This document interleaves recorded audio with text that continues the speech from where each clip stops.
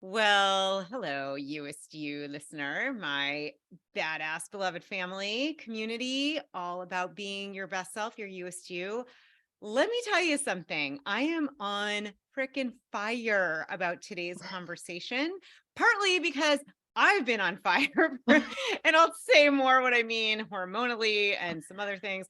But I am so excited about my guest today. This is information if you are female, know a female, identify as female, have hormones as a female, you are going to want to tune in for a lot of reasons. So I want to tell you about my awesome, badass queen guest. I have Esther Blum. So excited. Esther is an integrative dietitian and menopause expert. In the past 27 years, she has helped thousands of women master menopause through nutrition, hormones, and self-advocacy. And yes, my friend, we are talking about the big M.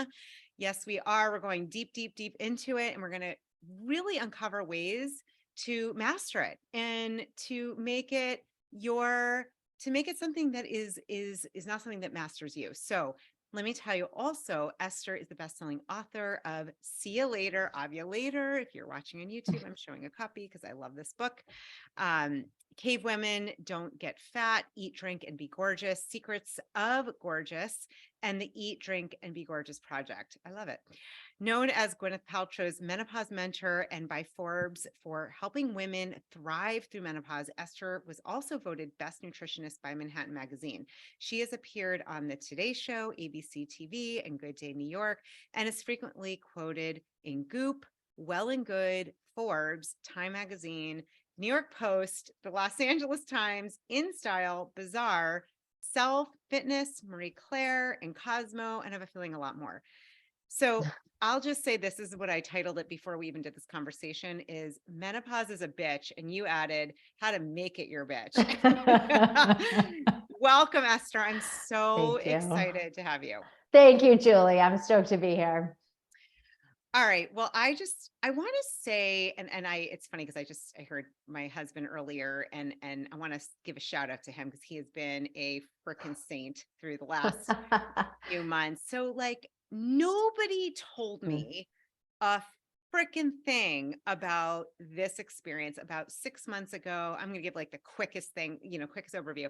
I just found myself sweating my head off, feeling off, really feeling off, not sleeping well at all, wondering what the hell is wrong with me, and had no idea this is actually normal, natural, or part of the process for women to go through.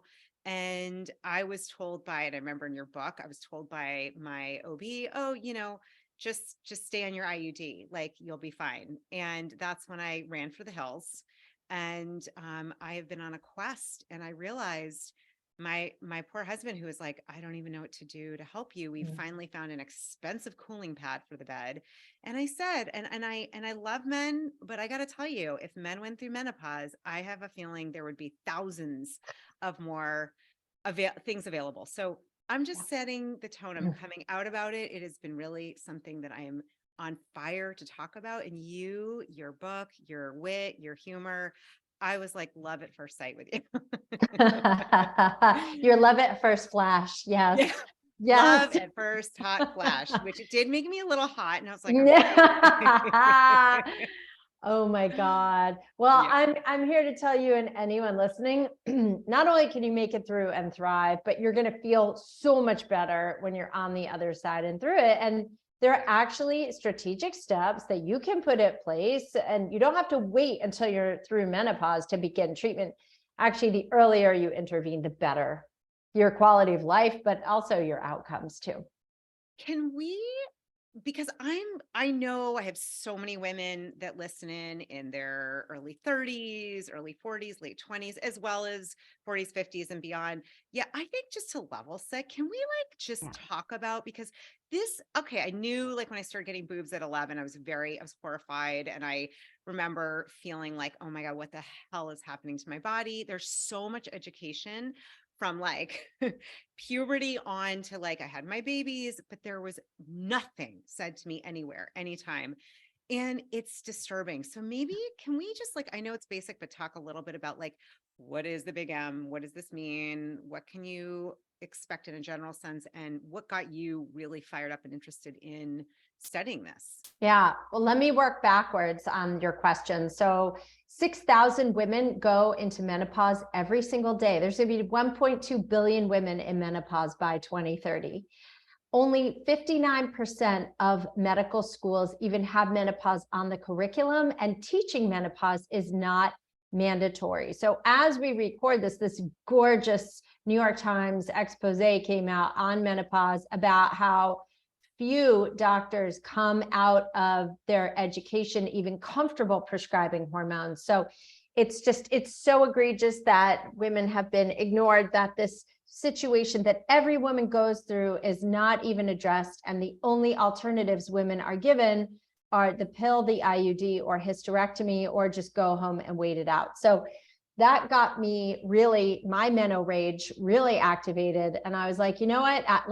After the 1,000th story I heard from women exactly like yours, like having symptoms, having absolutely no resources, going home thinking they're crazy, or going on birth control when they're 50, which, by the way, menopause is not a birth control deficiency. It's a hormone deficiency. And I was like, you know what? I'm going to write a book. Screw it. Because I have a platform. I have a voice. I have the education. This is what I do all day, every day in my practice. So I'm going to open the kimono and share with the world. Like, this is how we're going to get the change. The change is not going to happen with medical schools updating their curriculum. The change is going to come, Julie, from you and all your friends and all my friends saying, bringing my book into their doctor's office and saying, okay, here I have 20 pages of research studies to show the benefits of hormones. I'm educated. I want to get on hormones. What are you going to do for me? And if your doctor doesn't have answers, or a lot of doctors will say, I don't even want to talk about hormones to their own patients. I'm not talking about hormones with you. Okay, fine. Then I'm going to teach you how to find a new doctor and advocate for yourself. So that's why I was like, I am so pissed off and sick of this. And like, this is ridiculous. And what's even more egregious is how much research is out there to support the fact that women lose gray matter in their brains without estrogen. Women lose bones without estrogen. Women lose, increase their risk for cardiovascular disease and inflammation and insulin resistance without hormones. So like, what are we going to do to solve the problem? And the answer is, education, having these conversations, having books out. So what is menopause? Let's start with the basics. First of all, and how do you know? Like, how do you even know if you're going into perimenopause? Okay. I'm going to give you some outlines to that. And really the big difference between perimenopause and menopause is that menopause is 12 consecutive months without a period. But a lot of times your symptoms can be the same before, during, and after menopause, from perimenopause to postmenopause. So, so we're going to talk about early intervention treatments. Often, though, the signs, okay, first of all, you may notice your periods start to get a lot worse. You get far more irritable, far more meno rage. Like, you're not just pissed off, you're like ready to murder someone, throw them out the window, or your teenagers, or anyone who just pushes your button the wrong way. Insomnia, worsening sleep, less quality sleep. You may notice a huge difference in the first 2 weeks of your period when you feel completely normal, fine, your best self. And then the second 2 weeks, it's like your body's been hijacked. It's like a hostage situation in there. From, low progesterone and a lot of anxiety, depression can worsen. Also, your periods can get a lot heavier, hemorrhagic. You can have clots that you never had before, breast tenderness, irritability, just brain fog as well, and forgetful memory, cognitive changes. So all of these things are happening, right? And we're like, what's wrong with me? Wow, I must have, we all put it on ourselves as we're women. Yeah. And it's not like we're victims. We just like take it all on, like we take on everything else. And we're still expected to show up to work while we're like hot flashing and have to rip off our clothes and outfit changes, getting really hot at night and hot flashing, vaginal dryness, joint aches, itchy ears or nose, increasing UTIs, vaginal atrophy, less potent orgasms or ability to orgasm, all of those, low libido, all those can be factors, right? So where to begin? Is that answering your question, or should I keep talking about like where to begin with the interventions? I'm just laughing because the part of me, if you've ever done one of those like the strengths test or the test on your like top strengths, mine is positivity and my positive side is like, what the F, like where this sucks. And what I love about, I just want to tell if you're listening still, it gets, okay, we're going to give you some solutions. Yes, this is not forever. Yeah. Cause I'm listening. I'm like, wow, this really is the short end of the stick over here. This is no fun, but no, this sums it up. I'm like, it can be. It can be. And listen, some women tick some boxes. Very few women tick every single box that I list. I just kind of give you the grand umbrella, but you know, I can tell you personally, I haven't had all those symptoms. I've had a little of each, and the severity can vary and it can fluctuate. But either way, let's jump in and talk about like solutions and strategies and how to layer, right? We're going to build your house of health, and we're going to stack on, you know, first your foundations, and then we'll stack on additional. And the good news is, like, 80% of this treatment is lifestyle. Okay. So it is, you may not like all the changes you have to make, but I can tell you they're there for you when you're ready to take them on. So what I like to do is start by adding things in instead of subtracting things first. So people don't feel like, oh my God, you're taking everything away and I got to stop everything I love. Okay. So first and foremost, diet.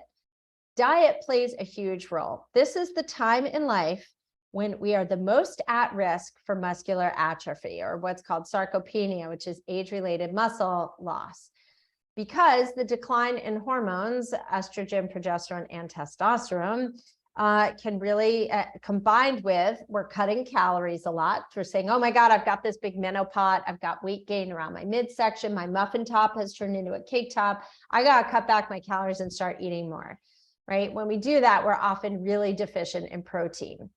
We need a minimum. Please understand, this is based on science research. I have no hidden agenda. Okay, I follow the science here. We need a minimum of 30 grams of protein per meal in order to maintain lean muscle mass. That is over 4 ounces of protein at a meal. I tell women, aim for 4 to 6 ounces of protein at a meal, because if you're 110 pounds versus 170 pounds, your meals are going to vary. If you're someone who likes to intermittent fast and only eat twice a day, then those meals should have 7 to 8 ounces of protein per meal. Or you have, again, 2 meals and a hearty protein snack in between your eating window, okay?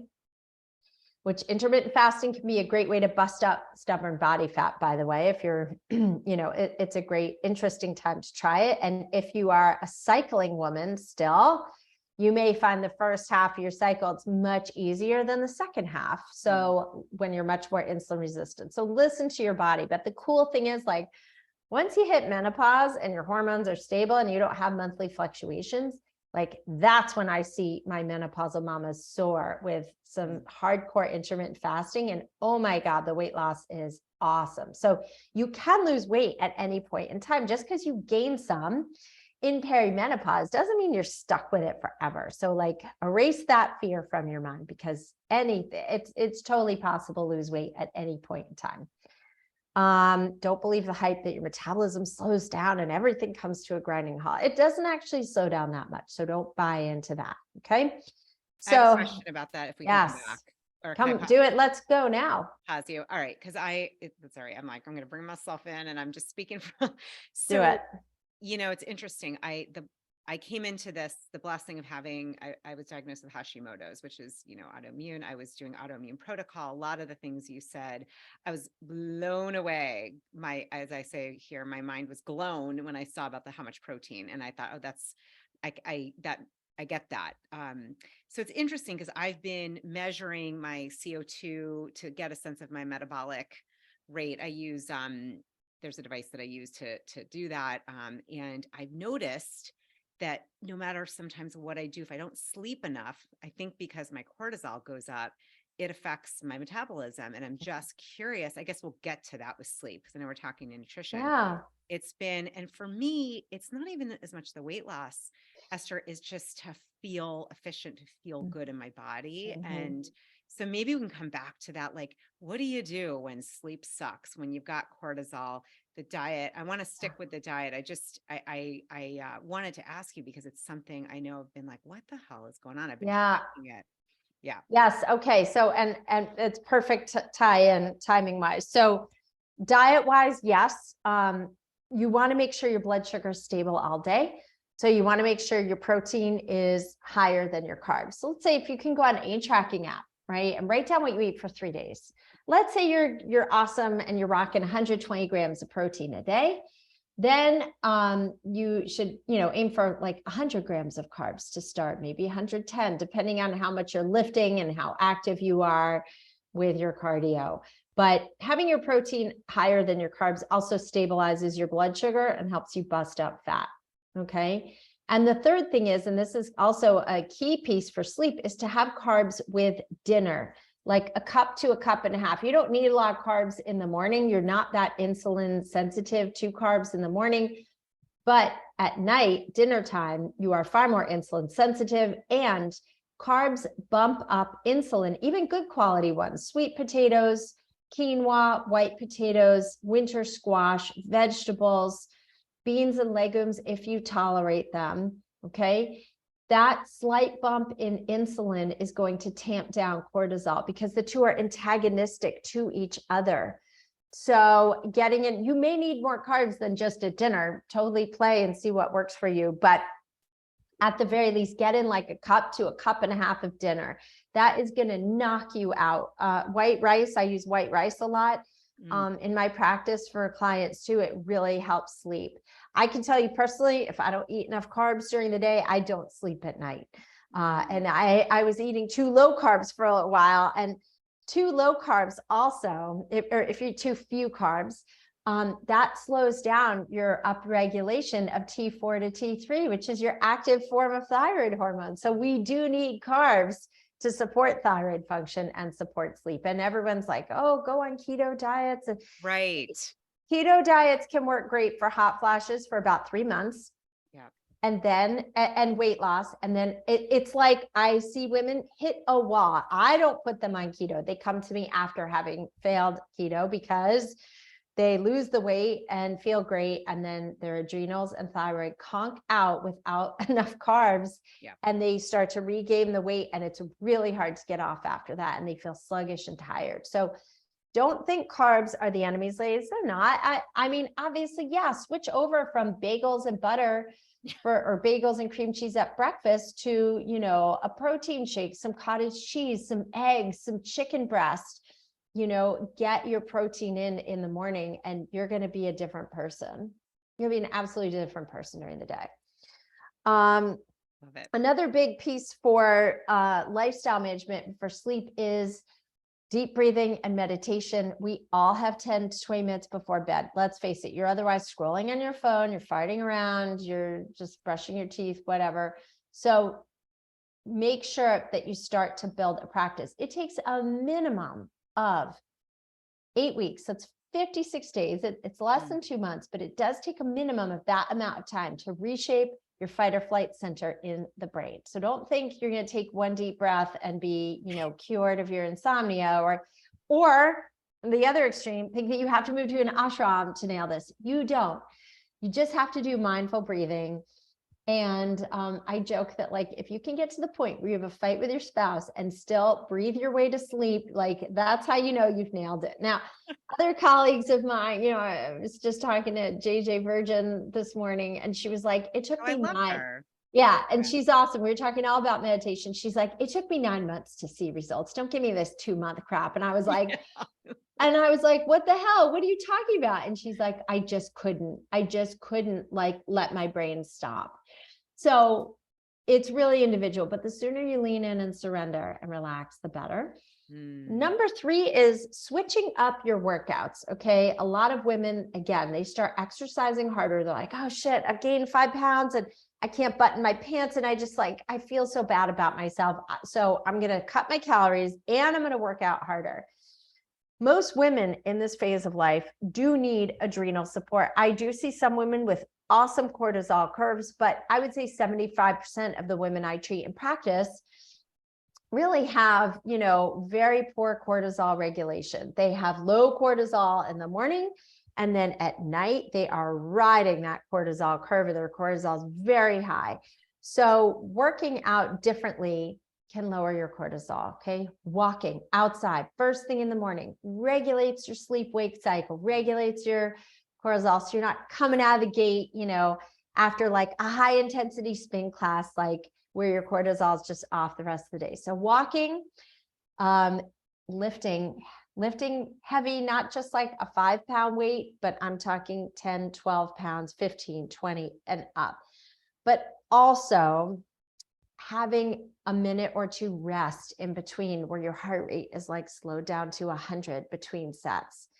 If you really are addicted to your sprints, I would say take 20 minutes and do maybe 3 to 5 sprints, but have the rest be rest time in between, like every few minutes. You may notice after quitting high intensity cardio and then reintroduce it, you see how exhausted it makes you. Absolutely exhausted. And then at night, adding in some magnesium glycinate. This is a specific form of magnesium to address anxiety and sleep. And adding in, 400 milligrams at bedtime, can stack that onto an Epsom salt bath. That is really, really, really helpful for sleep and calming the nervous system down, or, some lemon balm tea or chamomile tea. And you brew like 3 bags at a time, not just one. All of those are like really imperative. Those are just foundational. Okay. Now here's the other thing I'm going to say, and here's where the hate comes in. You really got to re-examine your alcohol, caffeine intake. That alone, like most people just don't even think. They're like, I can't sleep because I'm aging. And your caffeine clearance decreases as you age, and alcohol really disrupts REM sleep. So at minimum, cut out weekday drinking at minimum. Okay. You're not doing yourself any favors, and you're certainly not losing body fat drinking alcohol. Don't play me that. Don't do me like that. You're not going to do it. Okay. Number 2, caffeine, I would really put yourself on a good 30-day challenge. And this is where the hate comes out. I can hear people be like, I am never doing that bullshit. That's not going to happen. Or a lot of women get migraines during this time with fluctuating hormones, and going off caffeine suddenly will trigger migraines. If that's you, take your time, wean down, take weeks if you need to, but try to go off caffeine for at least 1 cycle if you're cycling. See how your PMS is. You're going to notice you're far less irritable and moody. I hate to say it. You're going to notice your energy is actually better because you're sleeping better during the night, and you're not getting up to pee as much during the night. So just like those things alone can make a huge difference. I love how you're breaking this down. And I'm going to have this just for everyone. If you're listening and you're like driving your kids to school or on the bike or whatever you're doing, when you keep saying cycling, I'm like cycling, like on the Peloton. I mean, cycling, menstrual cycling. Yeah. So I will have this all in the show notes because I subscribe to this. This has made a huge difference. I want to, for a minute, I can't help myself, Esther, because I kind of like to go a little woo, a little spiritual.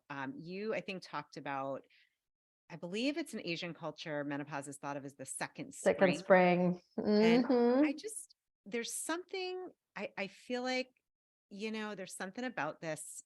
Maybe I'll share really quick what came to me, and just to talk with you like about ways of really looking at this from a greater kind of holistic spiritual slant as well.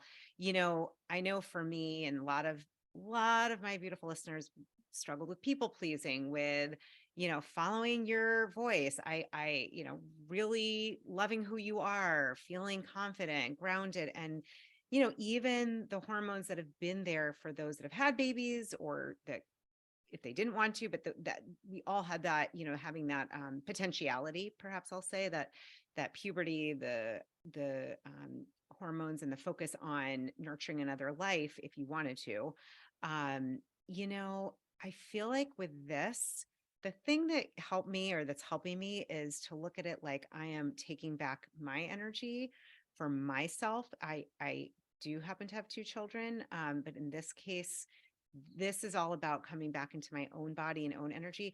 Maybe it's a spin, I don't know, but it's really helped me. And when you talked Yeah. about the second spring, I was like, you know what? There's a deeper Mhm. spiritual, other cultures get this. I think this is what I love about you. I think hopefully, you're helping us to see it in a different way. I want to look at it for a moment Mm. from that greater kind of spiritual angle, because I do Yes. believe something is here. Yes. And I totally like had chills and goosebumps when you're talking, because yes, this is such an incredibly empowering time in your life. I can't think of a less apologetic time. This is a time to lose your filter if you've had it. It really goes away with the biochemical changes in your brain. And I think that's a great thing. I think we are at the era of people pleasing. Like if you haven't, and believe me, I grew up with a very people pleasing mom. She's still so addicted to it. And it really took me a while to like break the cycle myself. I mean, therapy did that for me. But it really becomes a time of like, oh my God, I'm not tethered to anything and any rules anymore, because I'm not tethered to my cycle, right? I mean, that's a real, being tethered to our cycle is a real thing. Like think of how many vacations you've had, or like period accidents, right? Like I almost bled all over this butter leather yellow couch. Like we were sofa shopping in New York, and I looked down at my pants and it was like a scene out of a John Gotti movie, right? And I was like, and I took my top layer shirt off and tied it around my waist, but I was mortified the whole way home. We've all been there, right? So you're no longer tethered to like, can I have sex on my vacation? Can I have sex on my honeymoon? Can I have sex ever? Because I'm always getting my crazy period, right? It's like those seasons are over. And many of us have kids that we're going to be empty nesters soon, right?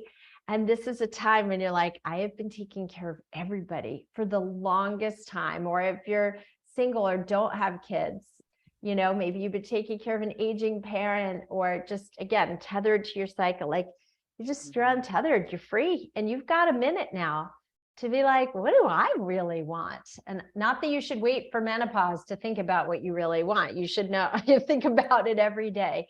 But it's an introspective time. It is a time to go deep, and it is a time to say, who are the people I want to surround myself with? Because we are the product of the 5 people that we spend the most time with.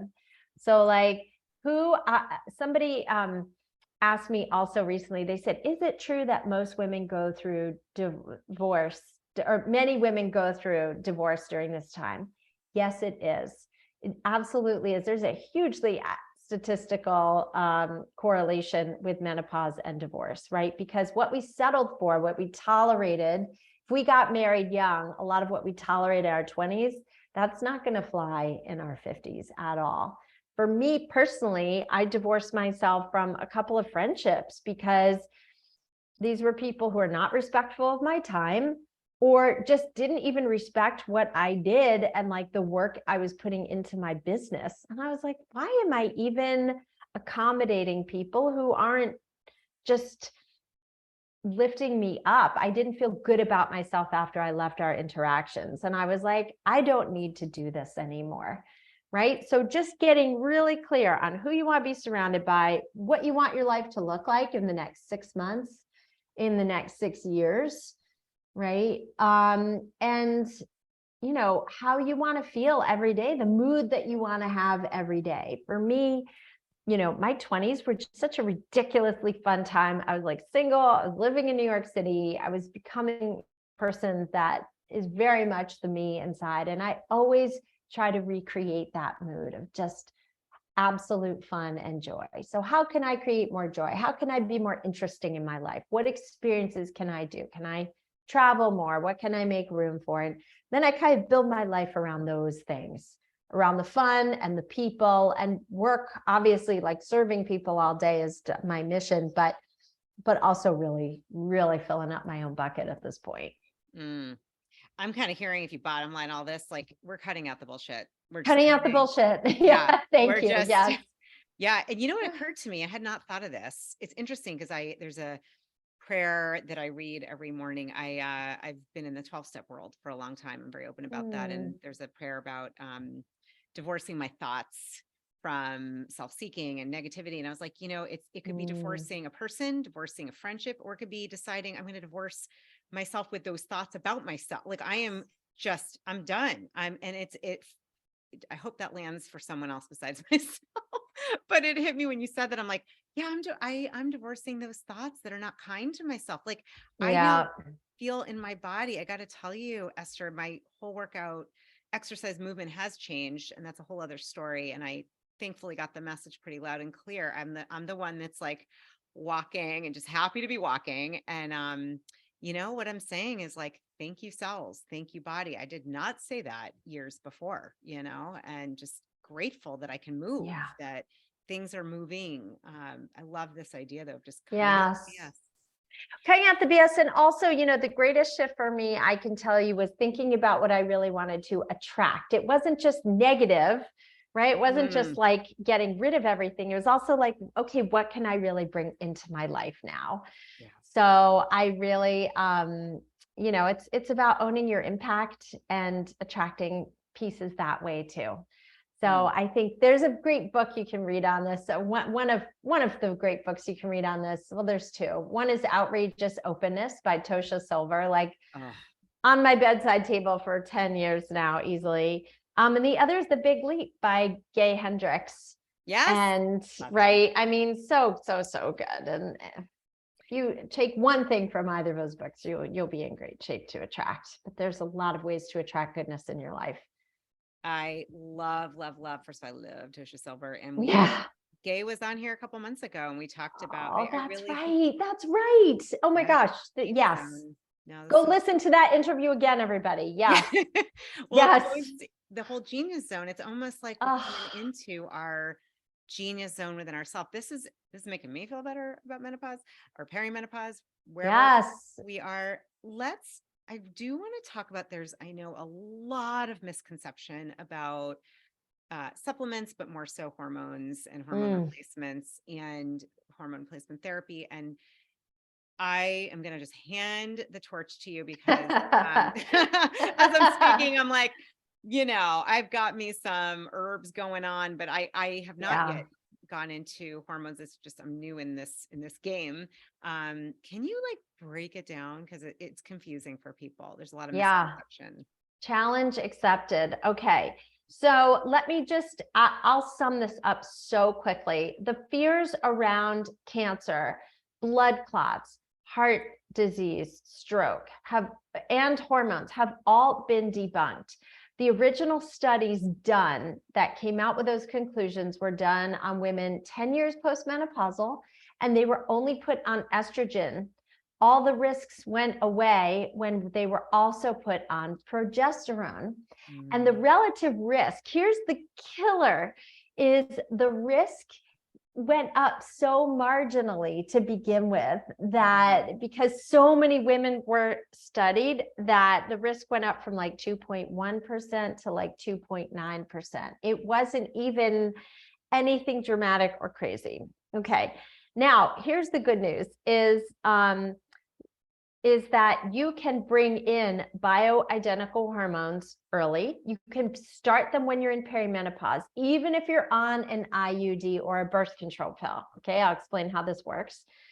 Number two, you can get bioidentical hormones that are FDA approved at your local pharmacy covered by insurance. You don't only have to use an expensive compounding pharmacy. Now, I'm not saying compounding pharmacies are bad. I personally use them myself because I have very specific ways I want to do things. But if budget is a concern, you can get them at the pharmacy. You can get vaginal estrogen. You can get topical estrogen. You can get oral estrogen, and you can get oral progesterone. Okay.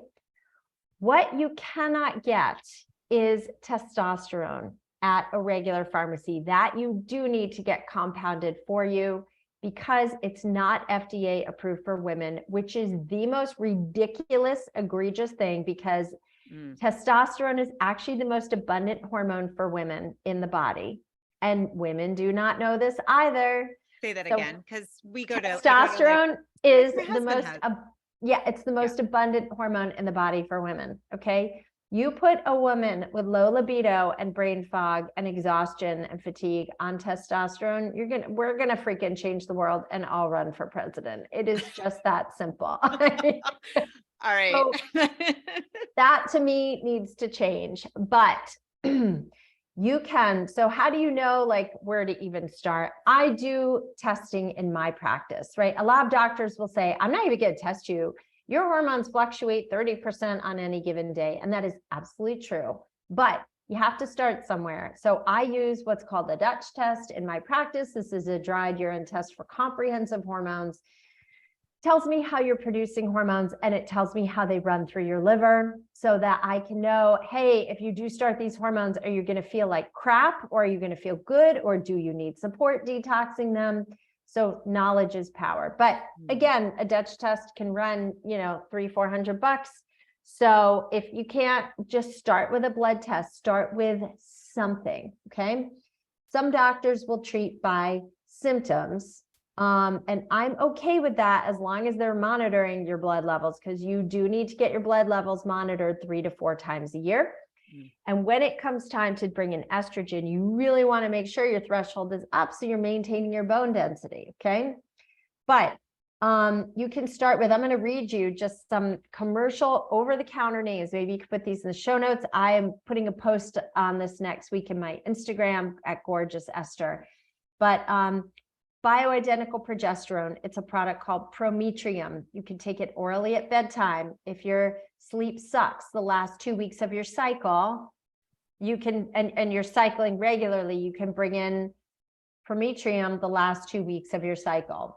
If you are, this is like typically for age 45 and up. Younger women, you could use something called Chase Tree or Vitex the last 2 weeks of your cycle to really bump your progesterone up that way.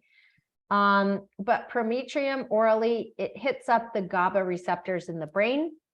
So you get a very calming, sedative effect. It also addresses that horrible PMDD, or that anxiety and depression. So, and helps you sleep and not be up a million times a night, tossing and turning. Helps combat those seriously heavy periods with clots, right? So, because now you have progesterone to oppose estrogen. Hormones are a symphony. They're not soloists.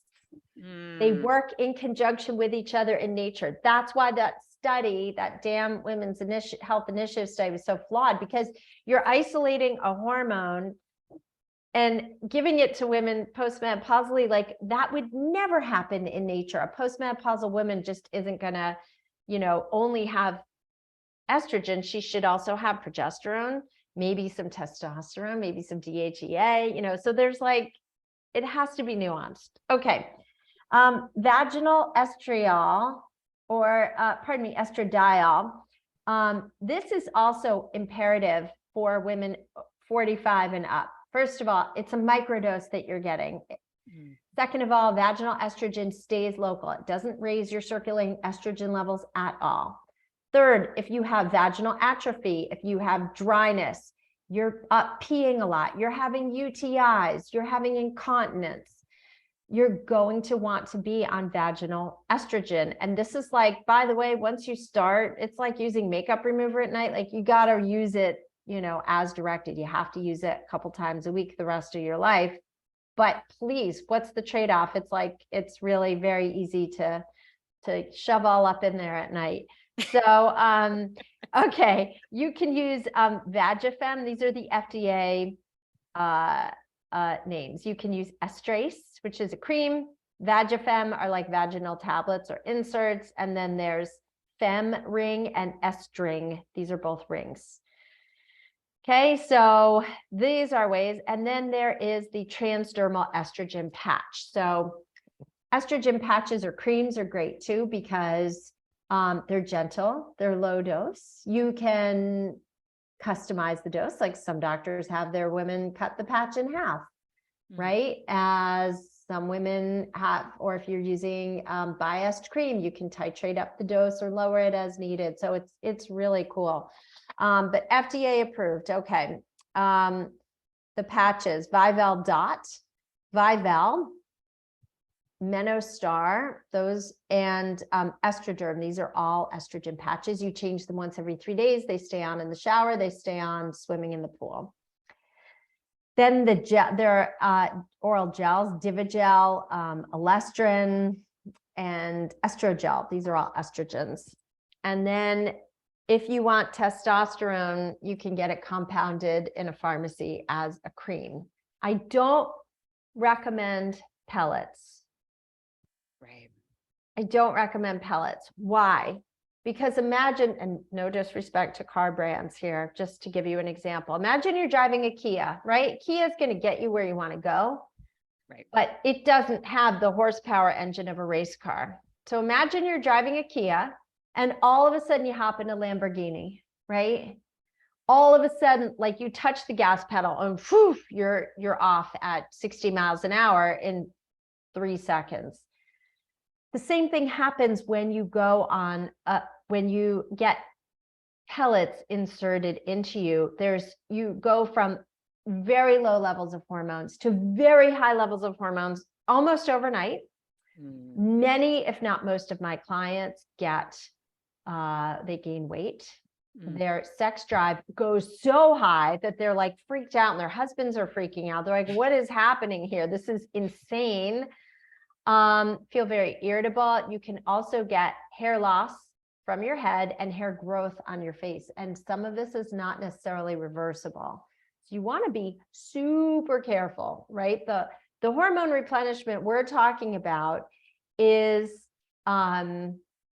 very gentle. It's about 1/5 of the dose of a birth control pill. We're not trying to get you to ovulate every month. We're trying to offset bone loss of gray matter in the brain, right? We're trying to offset the risk of heart disease, which goes up with the loss of estrogen and testosterone. And with the progesterone, we are offsetting, risks of changes in the uterus and growth and, inflammation. So all of this is doable for you, ladies. It's not, you don't have to suffer in silence. You don't have to live with your symptoms. I will tell you just a fun story. I brought in Pilates into my workouts, right? I just was like, I want to mix this up and do different kinds of strength training. I still strength train and lift, but I was like, I just want something different. And my Pilates instructor said to me yesterday, she goes, congrats, you've just had your first successful workout in 1.5 years. Okay. When I first came to her, I was very sick with Lyme disease, mold toxicity, Bartonella, which is a co-infection. I had no cortisol curve. I could not lift weights without crashing. I couldn't even lift 10 minutes of weights without having to feel nauseous and exhausted and nap for like 2 days after. So obviously we got rid of the Lyme and the mold. I did a home remediation. I took binders, meds, supplements, herbs, the works. We got rid of the Lyme and mold. But it wasn't until I went on hormones that my cortisol curve came back. And it wasn't until I got on testosterone where I saw my workouts return to what they were in my 20s. And I am now 52. So, and I will say my libido has returned. I use testosterone vaginally and topically, along with vaginal estrogen and topical estrogen. And I use progesterone at night, but like my sleep is dreamy. I now like sleep through my alarm. My husband has to wake me. And just my mood is stable, mental clarity, and like endurance and stamina. Like I do not drink coffee, people. I haven't touched coffee in years. So like I am living, and my diet's good. I'm not perfect. I still love chocolate and occasional martini, but for the most part, like I'm just doing the things, the protein, the vegetables, the starch at night, good fats, and the breathing, the meditation at night. and the walking every morning for, 45 minutes to an hour, and the strength training a couple times a week. And like, that's kind of it. Incredibly boring, but like, and also I have a no bullshit policy of like people and things in my life. So, but honestly, that combination can get you to where you want to be. Yeah. It's that simple. And it's freaking criminal that women don't have this information readily accessible to them. It is shameful and criminal. And that's why I'm getting chills now myself.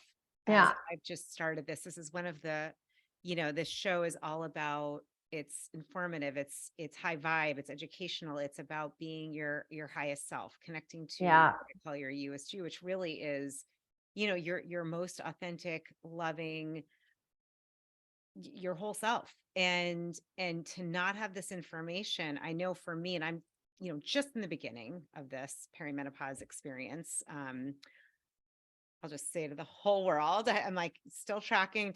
October 4th was my last menstruation cycle. So we'll just see what happens. But I got to say, I was lucky enough to find a naturopath that I'm working with and a functional medical person, and then to find you. And we're going to have all your information. I know you have groups and programs, but I really wanted to have this conversation because it was shopping for something. It's so funny. We got a quote unquote, I'm doing air quotes, a cooling gel pad. And I'll just say, it really expensive. And my husband was like, this is making me hotter. Number one, I'm like, because it's blue doesn't mean it works. Like, it was so ridiculous. And I looked at him like, how are they marketing this?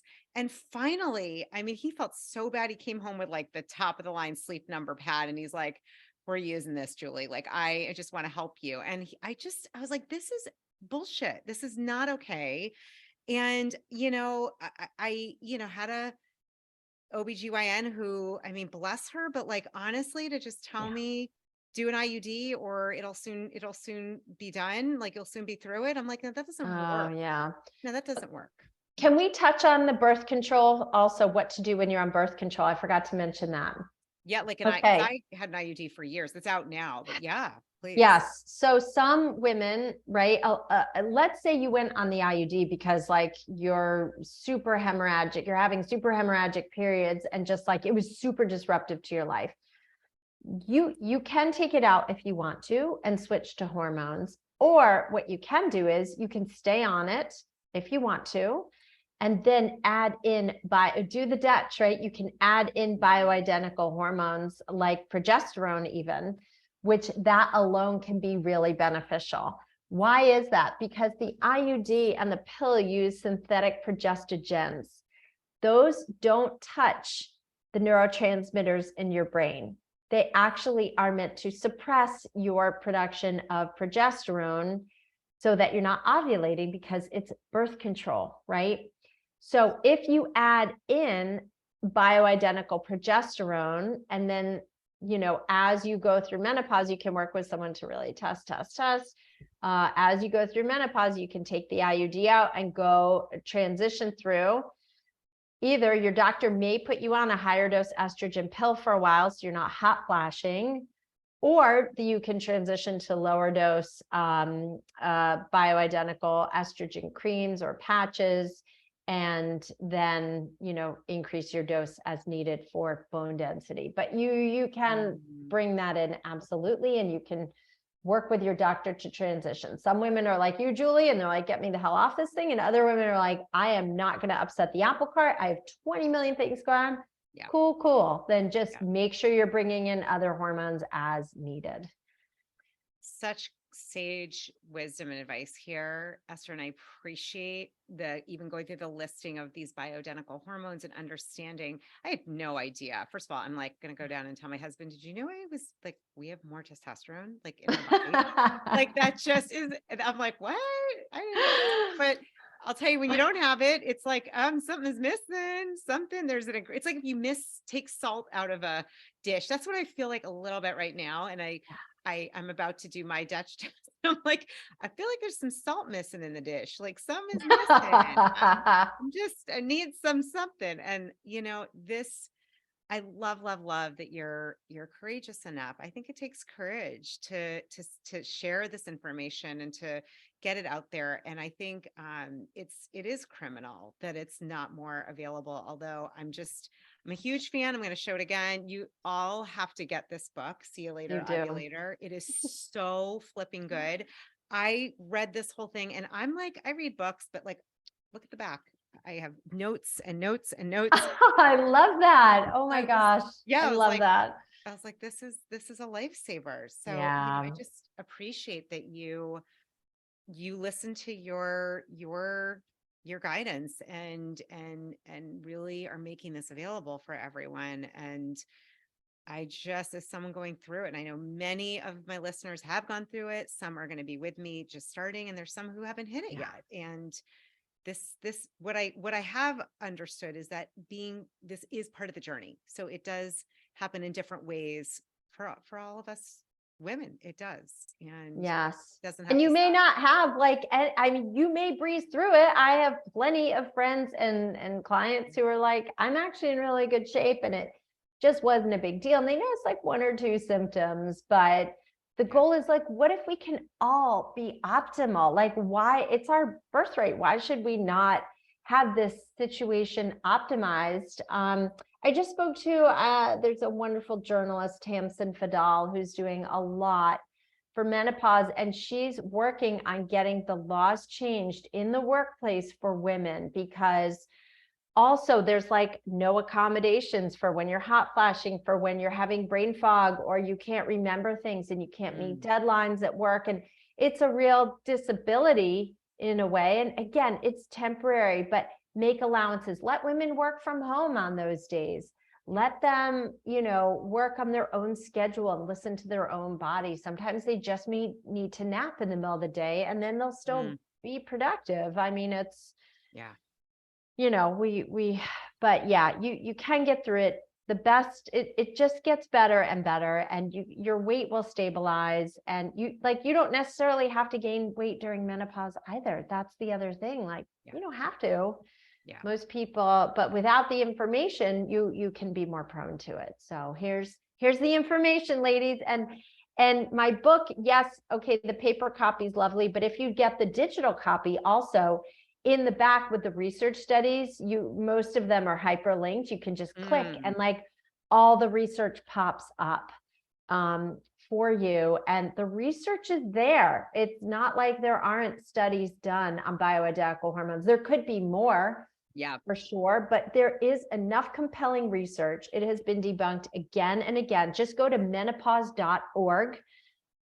That's the North American Menopause Society's website. And you can see how they debunk that crappy position paper on, hormones being dangerous. It's all been debunked. So everyone, let's move on and get hip and feel good and change the system. It starts with us. It starts with us. That's how we're going to change it. Damn straight, Esther. Well, before we wrap, I love to always ask, those who listen know I call it a heart flare, where you're like, my heart just wants to say one thing that maybe I didn't ask you, or there's something that you just feel like is still there to kind of share. I love to you're not crazy. This is not in your head. And if you feel something is off with your body, with your hormones, with your cortisol, with your adrenals, you're going to be right. There is not a person I have treated in practice who has not said to me, I feel like my cortisol is off, and we do her Dutch and her cortisol is off. Or I feel like my gut is really funky. I may have some issues, some dysbiosis, and we check her stool test and she has dysbiosis. So again, think of how you feel when you leave a session. If you are crying when you leave your doctor, if you're pissed off, you're angry, find a new doctor, right? Go where you were celebrated, not where you were tolerated. Go find a good practitioner. Your body is never wrong. You are extraordinarily intuitive and wise about your own body, right? I may be an expert on menopause, but I am certainly not an expert on your body. So you need to find a practitioner who is going to listen to you, partner with you and say, okay, Julie, you're telling me you think your cortisol's off. Let's run some tests around that. Let's see where we can look at. Let's see where we can look under the hood with your diet, your lifestyle, your hormones and your nutrients. And let's see what we can do. Like, that's the partnership it should be. Amen. Amen. This is like, preach it. Yeah. I love what you're saying. I stand for this completely, that like, trust yourself is really, trust your body, trust yourself. I mean, this is something I feel so strongly about, that and honestly, so many, and I know this from women, we are often very in tune. It's just, are we going to listen to it? So I love this call to trust yourself. Fantastic. So important. Yeah. Awesome, girl. We need to like beat our chest. I know. I think of the Athleta she power, what is it? Like power to the she, power to the anyone who identifies as women, but certainly for those going through this. Hello, come on. Let's get with it already, ladies. Let's get with it. You, I know, have amazing communities and programs. I didn't know if there's anything you want to just share, or a place where we can all find you. It will all be in the show notes, but I did want to share because I love supporting badass women, especially badass women that have amazing resources to help us all be healthier and happier. So anything you wanted to share? Yes, please. You can follow me at Gorgeous Esther on Instagram, but get on my list, man, of weekly love letters. I am launching a lot of new things this year. I'm going to be launching an app. I have one-to-one coaching. I'm going to be launching group coaching, supplements. There's so much more to come. So please go to estherblum.com. That's ESTHERBLUM. Download my Happy Hormone Cocktail. That's going to get you on my list. And I don't blow you up with spammy, crappy emails. I really am all about giving you information and power, and helping you just take your life to the next level and, get exquisite menopause care. That's for sure. Oh, I can attest to that, because I love your stuff, and it's the opposite of spammy. I'm always like, thank God. When is it coming next? Power to the she, power to all of us, power to you, Esther. Thanks, Julie. Thank you. I'm so grateful to share you and your wisdom. Thank you. And I just want to thank you, my beloved listener, for hanging in with us. Hopefully you're still here, still listening. You might feel a little hot. We're good with that. Gave you hopefully some great ways to make sure you're honoring and trusting yourself. And whether it's you or somebody who is in this period or coming close to it or in the midst of it, please, of course, take what works for you and make sure to trust and honor your body. You always know best. Your Youest you is always communicating to you, and the goal is to listen and honor her. So with love and light, until next time.